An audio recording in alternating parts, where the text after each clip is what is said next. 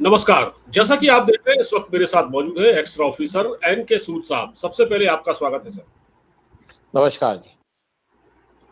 सूद साहब, पाकिस्तान ऑक्यूपाइड कश्मीर में तो हालात बद से बदतर होते जा रहे हैं। प्रदर्शन हो रहे हैं, मारकाट हो रही है, पुलिस वालों को, आर्मी वालों को, आईएसआई वालों को, सबको पीटा जा रहा है। इधर क्या हुआ है, हमारे वहाँ क्योंकि इलेक्शन का माहौल है और योगी आदित्यनाथ जो उत्तर प्रदेश के मुख्यमंत्री हैं, उन्होंने महाराष्ट्र के पालघर में एक रैली की और उस रैली में उन्होंने कहा कि मोदी जी का थर्ड टर्म शुरू होगा, उसके ठीक 6 महीने के अंदर पीओके भारत में होगा।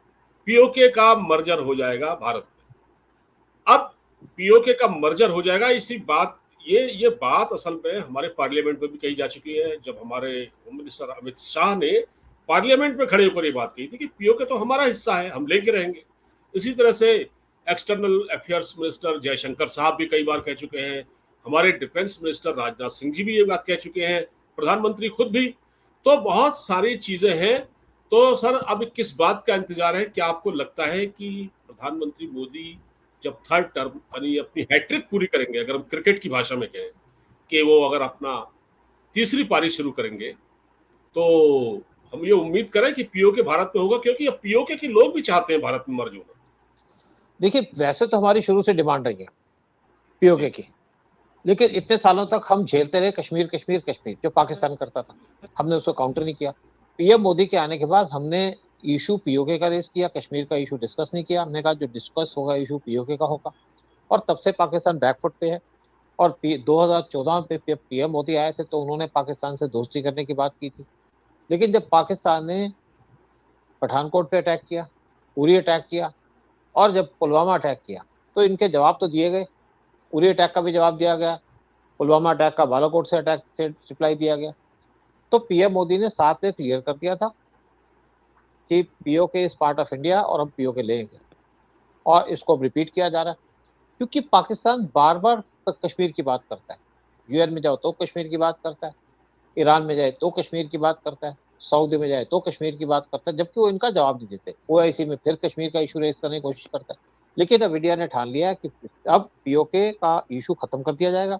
इंदिरा गांधी ने पहले पाकिस्तान को 1971 में चेतावनी दी थी और पाकिस्तान के 2 टुकड़े कर दिए थे।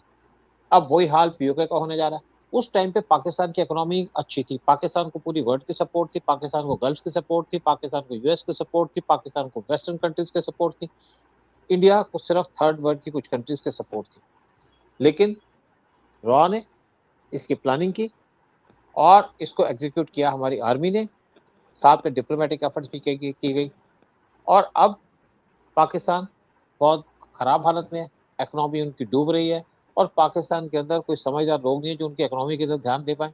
और जब वहाँ पे रोटी आपको 20 रुपए की मिलेगी, आटा आपको 350 रुपए किलो मिलेगा, और जब आपको खाने पीने की चीज़ें नहीं मिलेंगी, तो बगावत तो होगी। और अब पीओके में जिस तरीके से बगावत हो रही है, पीओके के लोग कह रहे हैं कि जो पानी हमारे यहाँ पैदा होता है या बिजली हमारे यहाँ से प्रोड्यूस होती है, वो हमें तो मिलती नहीं है। वो चली जाती है पंजाब में।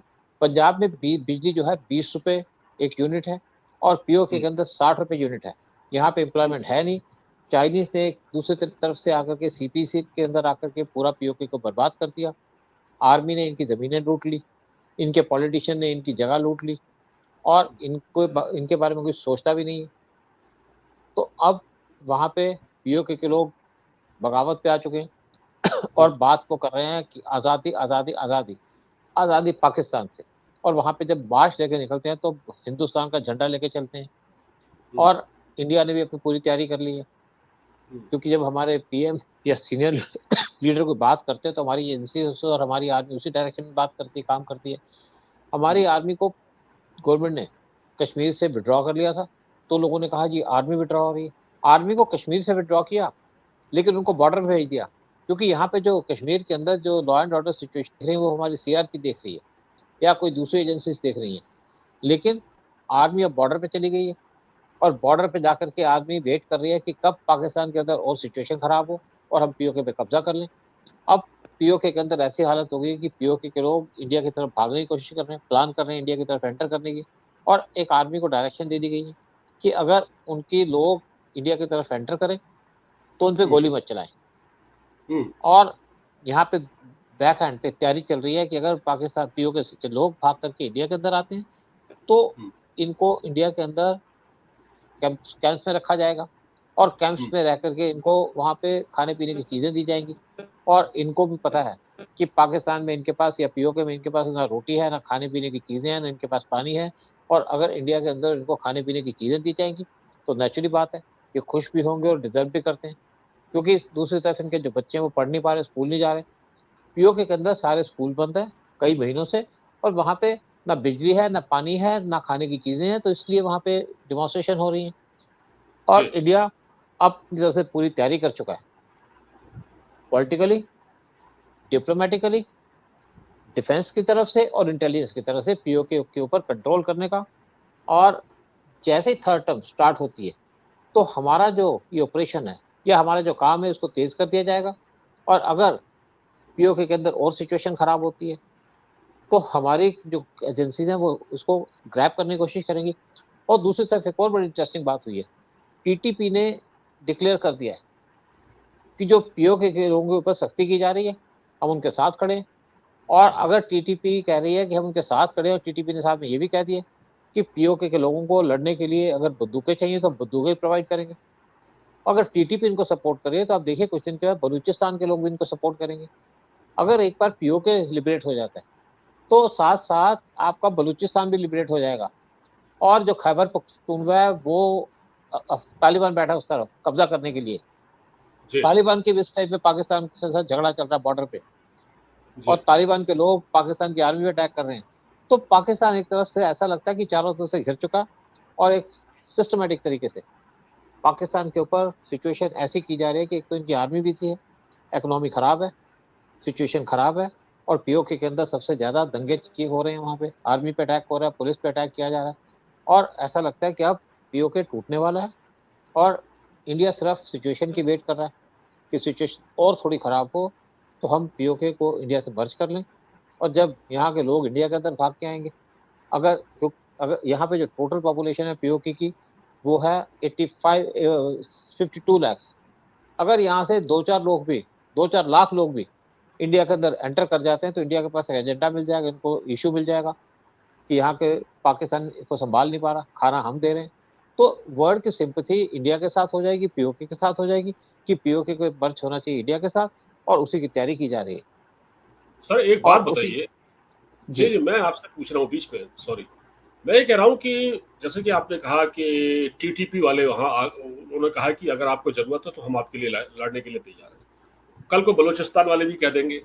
और पाकिस टीटीपी जो है वो क्लेम करता है कि यहाँ तक खैबर पख्तूनख्वा, और इवन वो एक इस्लामाबाद तक क्लेम करते हैं अपना। तो सर ये स्थिति तो बड़ी डेंजरस है पाकिस्तान के लिए। और दूसरी बात ये है, मैं जो दूसरा सवाल ये है इसी के साथ का, कि पीओके मान लिया जाए इंडिया में मर्ज होता है, लेकिन हमको ये तो जानना चाहिए कि इसके जो पॉजिटिव एस्पेक्ट्स क्या हो सकते हैं। यानी पीओके अगर यहाँ होता है तो ऑलरेडी यहाँ पर, क्योंकि वहां से लोग आएंगे तो वहां से एक्सोडस होगा, तो फिर यहाँ मतलब इस सिचुएशन को कैसे कंट्रोल करेंगे? देखिए कई बातें हैं। आपने देखा कश्मीर के अंदर कई सालों से कैसे डिस्टर्बेंस थी। जी, आर्टिकल 370 हटाया हमने। आर्टिकल 370 हटाने के बाद हमने कश्मीर की डेवलपमेंट कर दी। और पिछले साल जो कश्मीर के अंदर सेंटर ने इन्वेस्टमेंट की थी या बजट रखा था इसका 37,000 करोड़ का, और पाकिस्तान ने एक पैसा नहीं रखा पीओके के लिए। तो अगर यहाँ पे डेवलपमेंट का काम होता है, हम वहाँ पे 10-20 हजार करोड़ रुपए पीओके के ऊपर खर्च कर देंगे तो उनके लिए सफिशिएंट है। वहाँ पे बेसिक एमिनिटीज मिल पाएंगी उन लोगों को, चीज़ें मिल पाएंगी। वैसे भी देखा जाए तो हमारी कंट्री के अंदर 80 करोड़ लोगों से ज़्यादा तो लोगों को तो हम फ्री राशन देते हैं। तो यहाँ पे जो टोटल पॉपुलेशन है पीओके की वो है 52 लाख। तो उनको भी राशन दे देंगे, फ्री राशन दे देंगे, खाने पीने की चीज़ें दे देंगे, और बाकी भी इंतजाम कर देंगे। साथ में अगर हम वहाँ डेवलपमेंट का काम शुरू करते हैं तो वहाँ पे लोग खुश हो जाएंगे। डेवलपमेंट का काम का मतलब है कि वहाँ पे लोगों को एम्प्लॉयमेंट मिलनी शुरू हो जाएगी। अभी तक पाकिस्तान के अंदर क्या हो रहा है कि पीओके के अंदर कोई डेवलपमेंट तो हो नहीं रही, इंस्टीट्यूट सब बंद है, बाहर से भी कोई इन्वेस्टमेंट नहीं है, टूरिज्म है नहीं, तो सारे के सारे वहाँ पे लोग डिस्टर्ब हैं। और दूसरी बात है कि जो कश्मीर के लोग हैं वो भी पीओके के लोगों की मदद करने को तैयार हो जाएंगे, इनको हेल्प करेंगे। तो 1-2 साल मुश्किल तो होगी, लेकिन जब मोदी हैं वहाँ पे और मोदी बड़े फास्ट काम भी करते हैं तो इनको जितनी जो भी चीज़ों की ज़रूरत होगी पूरी हो जाएगी। एक तो आपके इस चीज़ का क्वेश्चन है। अब दूसरा एक और क्वेश्चन आता है जो लोग ज़्यादातर पूछते हैं कि यहाँ के तो मुस्लिम पॉपुलेशन है, इंडिया के अंदर वैसे भी कोई डिस्टर्बेंस चल रही है मुस्लिम के ऊपर। देखिए कश्मीर के अंदर भी मुस्लिम पॉपुलेशन थी, एंटी इंडिया थी, लेकिन आज कश्मीर के माहौल चेंज हो गए हैं आर्टिकल 370 हटने के बाद। वो अब इंडिया से हेट नहीं करते। और डेमोग्राफी की बात तो है, यहाँ पे जैसे अभी तक इंडिया के अंदर 20 करोड़ के मुसलमान हैं, 52 लाख और ऐड हो जाएंगे उसके अंदर। लेकिन ये जो मुसलमान पीओके से आएंगे वो वहाँ की बदहाली देख चुके हैं, कैसे पाकिस्तान ने इनको लूटा, कैसे पाकिस्तान इनको बर्बाद किया, और पाकिस्तान की हालत जानते हैं। जब इंडिया के अंदर आएंगे तो सबको बताएंगे कि वहाँ पे क्या हालात है, इसका भी इम्पैक्ट पड़ेगा। और साथ में जो लोग इतना सफ़र कर चुके हों पाकिस्तान के अंदर, वो इंडिया की हालत देख करके जब उन्हें इंडिया सपोर्ट करेगी तो नेचुरली खुश होंगे। वो उस एजेंडे पे नहीं जाएंगे जो यहाँ पे कुछ मुसलमान वो करते हैं, जो एंटी इंडिया एजेंडा है उस पर इम्पैक्ट पड़ेगा। तो बेसिक जो चीज़ें हैं जिसको नेगेटिव एस्पेक्ट से देखा जाता था, वो तो मुझे लगता है आपको जवाब मिल गया होगा। बाकी अगर आप कुछ और पूछना चाहें किसी क्या फ़ायदे हो सकते हैं, इससे क्या इंडिया अचीव कर सकता है पीओके की इंडिया से मर्ज जी, होने के और सर बाद। मतलब हाँ, वही मैं पूछ रहा था कि अगर पीओके भारत में मर्ज होता है सर, तो इसका एडवांटेज क्या है इंडिया को? मतलब ऐसा पाकिस्तान ऑक्युपाइड कश्मीर या गिलगिट बाल्टिस्तान में क्या है कि वहाँ ऐसी कौन सी चीजें हैं जिससे भारत फायदा उठा सकता है या भारत को लाभ हो सकता है? देखिए पहली बात तो इसकी एरिया पॉपुलेशन की बात तो हमने कर ली। जी, 13,000 से ज़्यादा स्क्वायर किलोमीटर का एरिया पीओके का, और गिलगिट बाल्टिस्तान का जो एरिया है वो है 72,000 स्क्वायर किलोमीटर, उससे ज़्यादा। तो टोटल एरिया इंडिया को मिल जाएगा 85,000 स्क्वायर किलोमीटर का, जो एरिया इंडिया को बिलोंग करता था। तो इससे इंडिया का मैप एनलार्ज हो जाएगा, हमको एरिया मिलेगा। और ये एरिया यहाँ पे क्या है, यहाँ पे ये जो एरिया है रिच है रिसोर्सेज के अंदर, बहुत से यहाँ पे रिसोर्सेज हैं जिनको पाकिस्तान एक्सप्लॉइट नहीं कर पा रहा और चाइना उनको डिस्ट्रॉय कर रहा है। और अगर ये एरिया इंडिया मिल जाता है तो इंडिया इन रिसोर्सेज को यहाँ से निकाल पाएगा, और जी, उसकी जो वेल्थ है वो पाकिस्तान के या पीओके के लोगों को मिलेगी। जैसे जी, बलूचिस्तान को भी पाकिस्तान लूट रहा है, तो एक तो जी, वो फायदा होगा और इंडिया को भी इससे फायदा होगा, क्योंकि जैसे मैंने कहा नेचुरल रिसोर्सेज बहुत ज़्यादा हैं। और दूसरी हाँ, बात है यहाँ पे कुछ पाकिस्तान के डैम बन रहे हैं, एक बंगला डैम जी, बन रहा है, और ये जो डैम इंडिया के साथ मर्ज हो जाएंगे तो इंडिया को पानी मिलेगा, इंडिया को हुँ, हेल्प मिलेगी यहाँ पे, और जो पाकिस्तान का पानी कम होगा। और एक और फायदा इसका ये है हुँ, कि जो पीओके है या गिलगिट हुँ, बाल्टिस्तान, हुँ, ये यहाँ पे सीपीसी बन रहा है, यानी कि जी, चाइना पाकिस्तान इकोनॉमिक कॉरिडोर। और अगर ये जी, एरिया इंडिया के पास आ जाएगा तो चाइना का पाकिस्तान का इकोनॉमिक कॉरिडोर वो कोलैप्स हो जाएगा। जी, यानी कि जो चाइना ने यहाँ पे $46 बिलियन खर्चे हैं वो बर्बाद हो जाएंगे। हुँ, और एक और फायदा होगा कि पाकिस्तान और चाइना का लिंक खत्म हो जाएगा।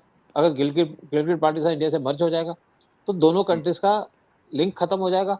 और अभी क्या है कि चाइना पाकिस्तान को यूज करता है इंडिया के खिलाफ, हुँ, इनको आर्म्स एमुनिशन देता है, मिलिटेंट से जी, लड़ने के लिए स्ट्रेंथ देता है, हुँ, और बाकी भी इनको सप्लाई जाती है जो बहुत से आर्म्स की वो यहीं से जाती है, तो वो हुँ, खत्म हो जाएगा।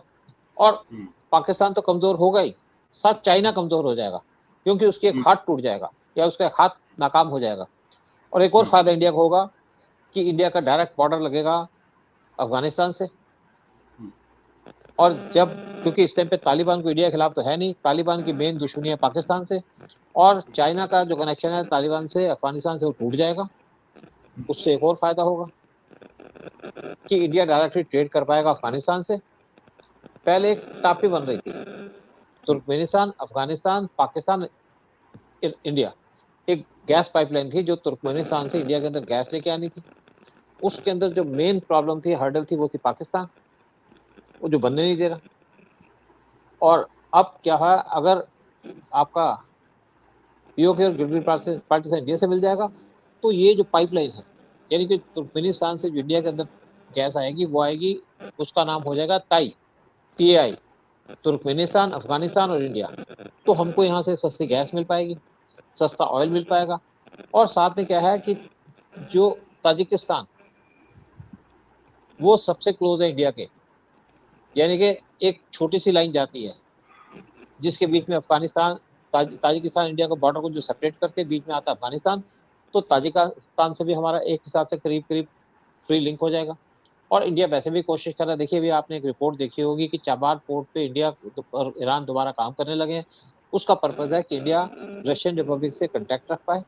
अगर बीच में से पाकिस्तान हट जाता है, तो एक तो इंडिया डायरेक्टली ट्रेड कर पाएगा अफ़गानिस्तान से। हमने जब पीछे वीट भेजी थी अफ़गानिस्तान के अंदर, तो पाकिस्तान ने उसको डिले किया, जिससे अफ़गानिस्तान-पाकिस्तान के रिलेशन भी खराब हुए। तो अगर कोई अफ़गानिस्तान को चीज़ चाहिए होगी, तो इंडिया उसको डायरेक्टली सप्लाई कर पाएगा। और अगर इंडिया का बॉर्डर लगेगा अफ़गानिस्तान से, तो इंडिया इन्फ्लुएंस कर पाएगा अफ़गानिस्तान के ऊपर कि वो टेररिज़्म में डील ना करे, और यूएस को भी इस चीज़ की ज़रूरत है। और एक और फ़ायदा ये होगा कि जब इंडिया और अफ़गानिस्तान का बॉर्डर लग जाएगा, तो इंडिया डायरेक्टली ट्रेड कर पाएगा रशियन रिपब्लिक से थ्रू अफ़गानिस्तान, क्योंकि अफ़गानिस्तान भी ये चाहता है कि वो ट्रेड करे। और अभी एक रिसेंटली एक एग्रीमेंट साइन किया गया था तालिबान के बीच में, साथ में तुर्कमेनिस्तान और साथ में अज़रबैजान और कज़ाकिस्तान कि हम ट्रेड करना चाहते हैं, क्योंकि सारी की सारी कंट्रीज़ लैंडलॉक्ड हैं और ये एक्सेस ढूँढ रही हैं सी का। तभी इंडिया और ईरान ने एक एग्रीमेंट साइन किया चाबार पोर्ट का कि इनकी जो ट्रेड है वो उस चाबार पोर्ट से डेवलप हो सके। तो इंडिया डायरेक्टली इनसे कॉन्टैक्ट कर पाएगी इन कंट्री से, और इनके जो रिसोर्सेज़ ये कंट्रीज़ हैं रिच हैं रिसोर्सेज़ के अंदर। यहाँ पे यूरेनियम भी है, ऑयल भी है, गैस भी है, केमिकल्स भी हैं, मटेरियल्स भी हैं, लिथियम भी है। तो बहुत सी चीज़ें इंडिया यहाँ से एक्सट्रैक्ट कर पाएगा और इंडिया को इकोनॉमिक सर, बूस्ट मिलेगी। मैं एक आखिरी सवाल आपसे पूछ रहा हूँ, क्योंकि फिर वीडियो बहुत लंबा हो जाएगा। मैं ये कह रहा था कि जैसे कि आपने 1971 का हवाला दिया, उस वक्त इंदिरा गांधी थी, हमने बांग्लादेश को लिबरेट कराया। आज पीओके में बहुत बुरे हालात है, भारत दखल दे सकता है। दूसरा, जी। भारत की जो खुफिया एजेंसी रॉ है तब और आज, क्या खुफिया एजेंसी आप मतलब जिसमें आप रहे हैं, रॉ का एक तो उसमें बड़ा रोल रहेगा, और दूसरा ये भी कि मतलब हमको वेस्टर्न कंट्रीज की भी थोड़ा कंसेंट चाहिए होगी, या हम जैसे अमेरिका है, भारत का अच्छा दोस्त है, और कश्मीर मामले पर वो भी चाहता है कोई सेटलमेंट हो, क्या अमेरिका की रजामंदी होगी? देखिए, इसके लिए हमको डिप्लोमेटिक प्रेशर डालना होगा, उनको समझाना होगा। जी। जैसे एक कुछ अमेरिका, क्योंकि अमेरिका के अंदर जो उनके सेनेटर्स हैं, उनका बहुत ज़्यादा इफ़ेक्ट होता है, इम्पैक्ट होता है। जैसे एक सेनेटर 2 सेनेटर्स ने कहा था पीछे कि अगर आपका जी। बलूचिस्तान सेपरेट कंट्री होता, तो हमें पाकिस्तान की ज़रूरत नहीं थी। हम कभी भी अफ़गानिस्तान के ऊपर जा सकते थे। और दूसरी बात है कि तालिबान अब भी उनके लिए प्रॉब्लम है। अगर इंडिया का डायरेक्ट लिंक होगा अफ़गानिस्तान से, तो हम तालिबान को समझा सकेंगे कि तुम्हारी इकोनॉमिक डेवलपमेंट होगी, तो तुम इस चीज़ में इन्वॉल्व ना हो, और अफ़गानिस्तान इसको पसंद करेगा और चाहेगा भी। क्योंकि पाकिस्तान वो कंट्री है जिसने अफ़गानिस्तान को बर्बाद किया। और तीसरी बात ये है कि हमको तो पूरे वर्ल्ड को समझाना भी पड़ेगा और समझा भी पाएँगे। लेकिन चौथी बात है कि जब पाकिस्तान की सिचुएशन खराब है, वो पीओके को संभाल नहीं पा रहे, और पीओके के लोग जब इंडिया के अंदर आ रहे हैं, तो इनको हमारी बात को समझना भी पड़ेगा, समझा भी पाएँगे। वैसे भी जब यूएस के एम्बेसडर इंडिया के अंदर आ रहे थे घरसेटी, तो उस टाइम पे हमारे फाइनेंस मिनिस्टर से पूछा गया कि ये तो एंटी इंडिया है। तो एस जयशंकर ने कहा कि कोई बात नहीं, आएँगे, बैठेंगे, मिलेंगे, समझा देंगे, और समझा भी दिया। तुम वर्ल्ड को समझा सकते हैं कि तुम्हारे लिए क्या बेटर है, क्या पाकिस्तान तुम्हारे लिए एक एजेंडा बना हुआ है। अगर पीओके गिलगिट बाल्टिस्तान इंडिया से मिल जाता है, क्योंकि यूएस को एक बड़ी ज़रूरत है।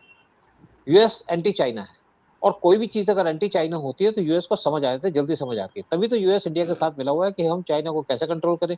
अगर उसको ये बात समझा दी जाए कि अगर पीओके गिलगिट बाल्टिस्तान इंडिया से मिल जाएगा, तो चाइना कमज़ोर हो जाएगा और चाइना पाकिस्तान का लिंक टूट जाएगा। वैसे भी यूएस खिलाफ था जो सीपीसी का प्रोजेक्ट चल रहा है, और जो चाइना का इंटरेस्ट था पाकिस्तान के ऊपर, और यूएस को तो अपना इंटरेस्ट देखना है कि कौन उसकी हेल्प कर पाएगा। और मुझे लगता है कि इंडिया उनको कन्विंस कर पाएगा कि अगर पीओके गिलगिट बाल्टिस्तान इंडिया से मिलता है, तो हम चाइना पे भी कंट्रोल कर पाएँगे, चाइना वीक कर पाएँगे। और जब चाइना कमज़ोर होगा, तो पाकिस्तान और चाइना का लिंक टूट जाएगा, जो यूएस को पसंद आएगा। यूएस किसी का दोस्त नहीं है, यूएस सिर्फ़ अपने इंटरेस्ट देखता है। तो इसलिए सारी बातें समझाने में मुझे नहीं लगता कि कोई मुश्किल होगी।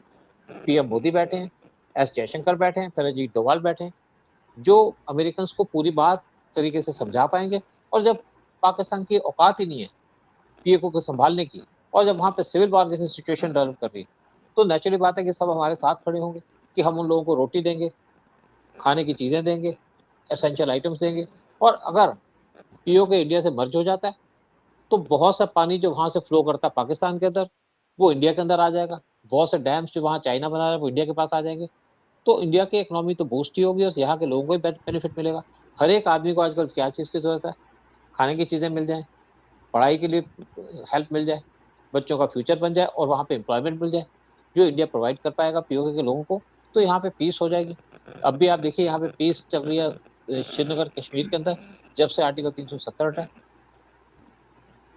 बिल्कुल ठीक कहा सर आपने, और ये वाक़ई जिस प्रकार का बयान योगी आदित्यनाथ ने दिया है, योगी आदित्यनाथ भी बहुत रिस्पॉन्सिबल नेता है। उत्तर प्रदेश एक 22 करोड़ की जनसंख्या वाला राज्य है, जिसकी जनसंख्या पाकिस्तान के बराबर है, उसको संभालते हैं। और जब उन्होंने पीओके पर ये बात कही है तो उसमें ज़रूर कोई न कोई दम है, और प्रधानमंत्री मोदी के थर्ड टर्म में ये काम हो जाने की पूरी उम्मीद है सर, ऐसा वैसे भी हमको एक और लगता है। बात धन्यवाद। जी, वैसे जी, जी। वैसे वैसे भी एक बात और बात है, पीएम मोदी ने कहा था कि जो भी मैंने अब तक किया है ना, वो सिर्फ स्टार्टर था।